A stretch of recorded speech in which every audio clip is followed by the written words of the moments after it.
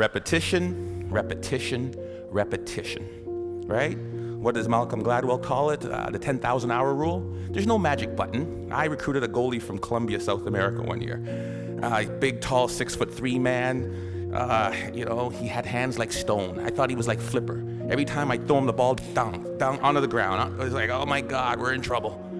Simple solution. Get to the wall, kick a ball against the wall and catch it. Kick the ball against the wall and catch it. His goal was 350 a day for 8 months. He came back, his hands were calloused, the moisture on his hands were literally gone. He is now playing in Europe. Magic? No. Repetition, repetition, repetition. The problem is we expect to be self-confident, but we can't be unless the skill or the task we're doing is not novel, is not new to us. We want to be in a situation where we've had so much pressure in that, and what I mean, because pressure builds diamonds, we want to be in a situation where, hey, I've done this 1,000 times. I did my speech, I practiced in front of the mirror, hey, I'm sounding good. And then I read in front of my kids and my wife. It's like, oh gosh, got a little nervous. Then I get in front of Glenn Gould, oh my goodness, I'm a little more nervous. By the time I get to the ACG, where 2,500 people, can't say anymore, right? 2,500 people, where 2,500 people are there, I won't have a single ounce of nervousness because of my ability to practice, right? Over and over and over again.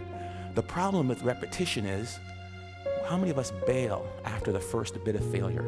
How many of us bail after the first bit of adversity? Edison was on that video. And depends who you ask, there's anywhere from 1,000 to 10,000 tries to build that light bulb. 1,000 to 10,000. J.K. Rowling should be on that video. You know how many publishers she took her Harry Potter book to? I believe the number was 12 or 13. I'm pretty confident, but after 2 or 3 no's, I'd be like, dang it. After 6 or 7, I'm like, maybe not. Definitely after 9 or 10, I'd be looking to be a soccer coach or something else beside an author, right?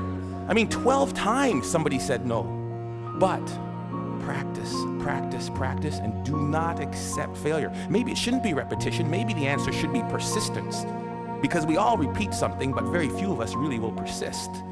So that's one way to build self-confidence. For years, I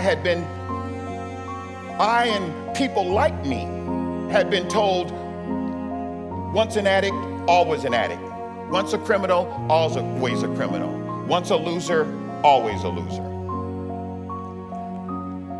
But I realized that was only true if you believed it. I have learned the hard way how paralyzing self-doubt can be. It contributes to people choosing misery over joy and emptiness over fulfillment and imprisonment over freedom, and unnecessarily so. In 2006, only 7 years after I walked off the yard at Corcoran State Prison, I walked across the stage and I was conferred my doctorate in clinical psychology.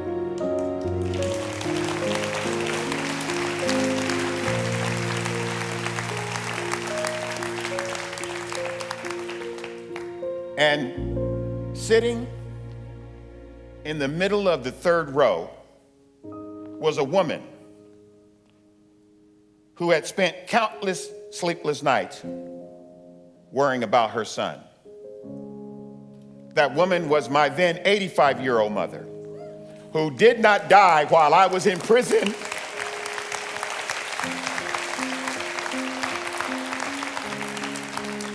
but lived to see me become the man she always believed I could be. I've never really viewed myself as particularly talented. I've viewed myself as, slightly above average in talent. And where I excel is ridiculous, sickening work ethic. While the other guy's sleeping, I'm working. While the other guy's eating, I'm working.